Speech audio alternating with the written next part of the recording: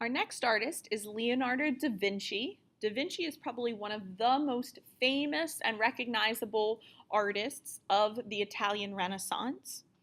So we're going to start by talking about Da Vinci and some background information about him. The first thing that we want to note about him is that he is one of the few people that has a unique title in this time. He was what was called a Renaissance man, if you want to put that in quotes, Renaissance man.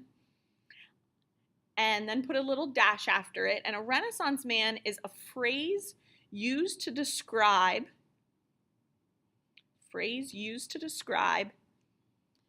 an individual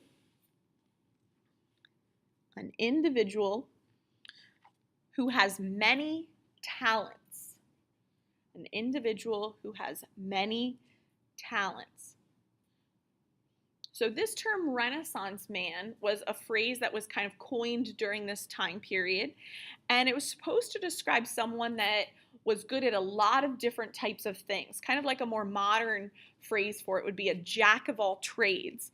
And Da Vinci had many different skills. He was an artist of this time period. He was also an engineer. He did a lot of different drawings of this time period of different kind of apparatuses. Like one of the most interesting was a sketch he did of what he called his flying machine. And the flying machine looks very similar to a mock-up of an early version of a helicopter.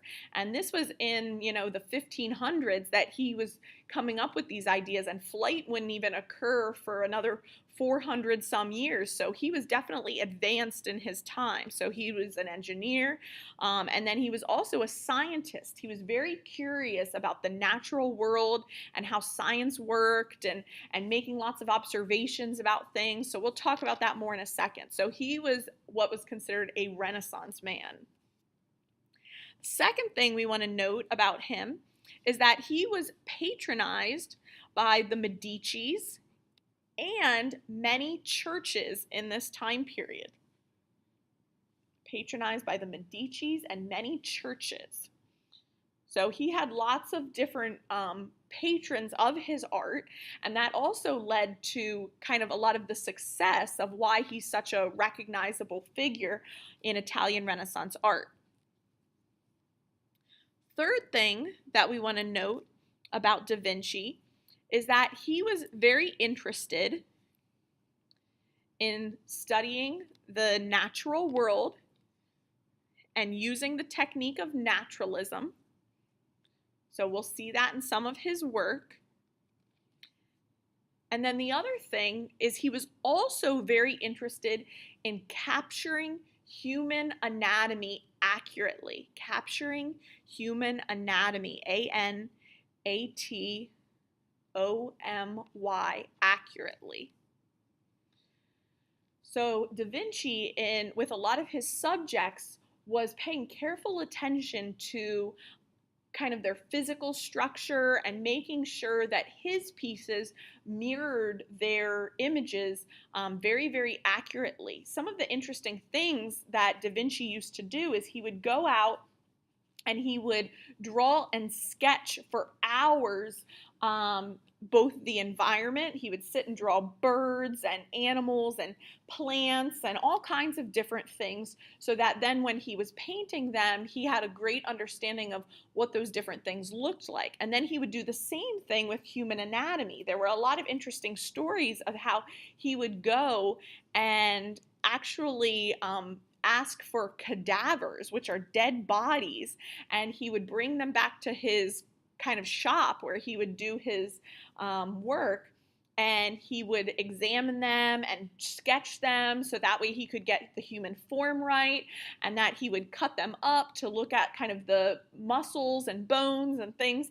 So he was very fascinated with those types of things. And I know that sounds strange, but that was how he was able to create such amazing kind of detailed art that we're going to see. So now let's look at some of his pieces. So we'll start with his piece that's called The Virgin of the Rocks. Now in this particular piece, this piece is showing Mary, the Virgin Mary, there in the center. You can see that she's kneeling down. And if you look, her hand off to the left is placed around the figure that is Jesus. And Jesus is kind of knelt down, and you can see his hands are clasped together, very much to look like he is praying.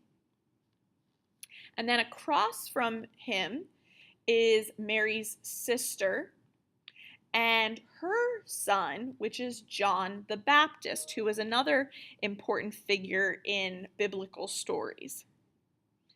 And what's interesting, if you look in the background as well as the foreground of this painting, you can see there's a lot of detail to the rocks and plants that are being painted within that surrounding area. And that also within this piece, what's interesting is one of the kind of tricks that Da Vinci used to do, because he cared a lot about kind of the audience perspective and trying to find ways to kind of bring them into the piece so that their eyes were focusing on things. He used a technique that's called a compositional triangle. Compositional triangle. COMPOSITIONAL.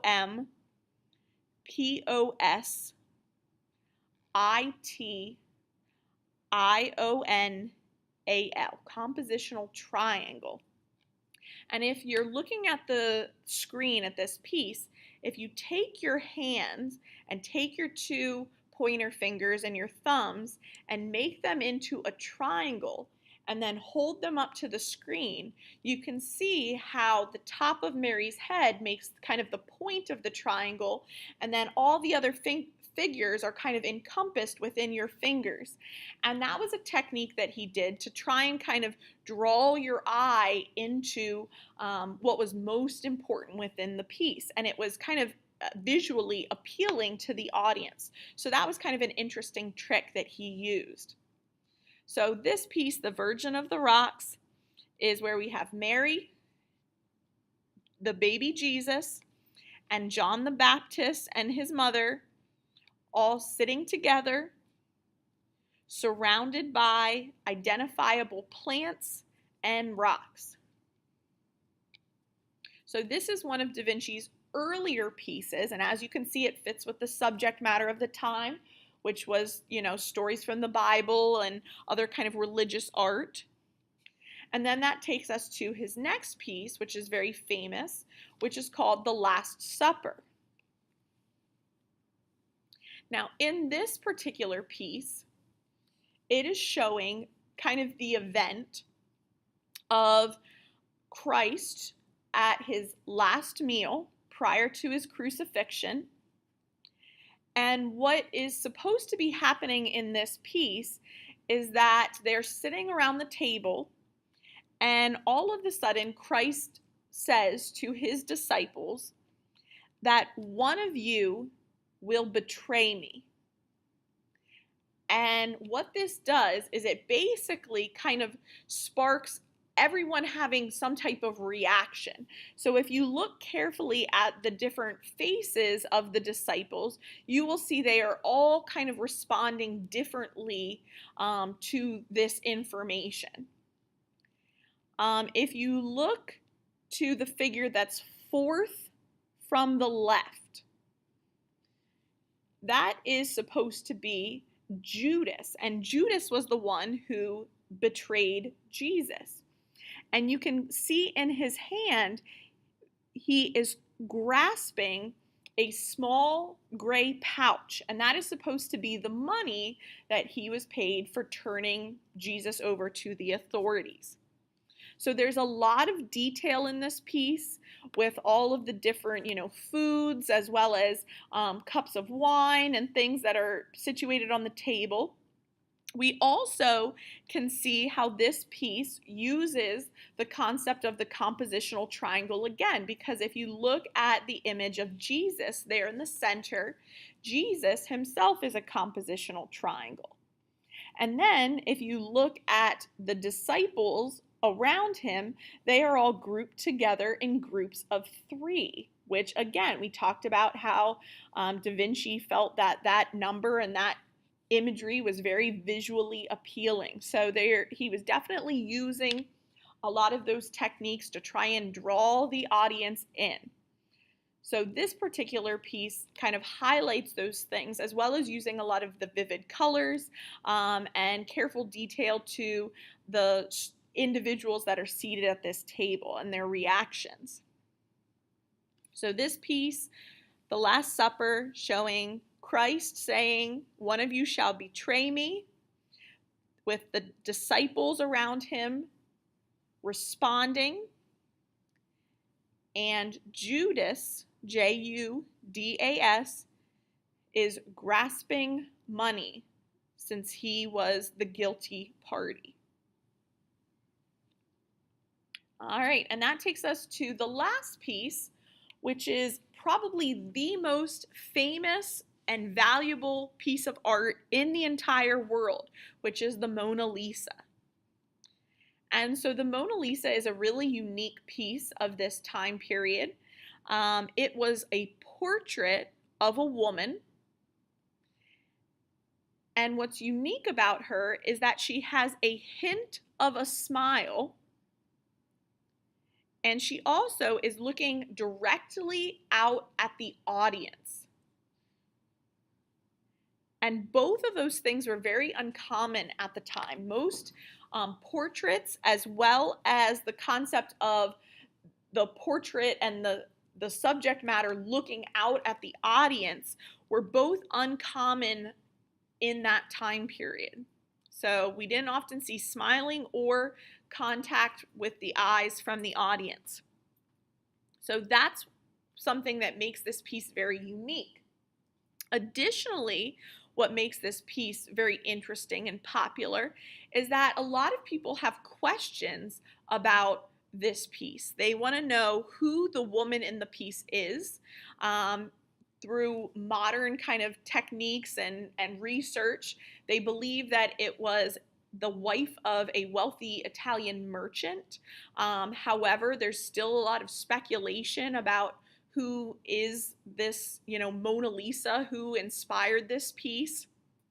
And so because of it, it has been a really kind of unique item that has been coveted by many throughout the world. For a short period of time in the 1950s, the Mona Lisa was actually stolen by an Italian man. It's housed in the Louvre, which is in Paris, and he walked right into the Louvre and basically took it off the wall, put it in a small briefcase, suitcase kind of satchel, and carried it right out. And no one was the wiser until they realized it was gone. And eventually, after I think a year or so, were able to track him down. He had the Mona Lisa hidden under his bed, of all places. And he went to jail for quite a long time. And from then on, the Mona Lisa, they had to kind of up the security around it. So today, if you were to visit this piece, it's still housed in the Louvre, but it's housed behind bulletproof glass, as well as has a big roped off area, and then it's in a room that's kind of a self-enclosed room, which means that if anything was taken off the wall or disturbed or touched, that big kind of security gates come down and basically lock that person into the room. So it's more or less impossible to steal today, and that's just because it's such a valuable piece of art. So the Mona Lisa, just a kind of quick review, portrait of a woman with a hint of a smile, and she looks directly out at the audience. And both of those things were very uncommon in that time period, which is one of the things that makes it such an interesting and unique piece. So that is Da Vinci and some of his most famous pieces. So now let's take a look at Michelangelo.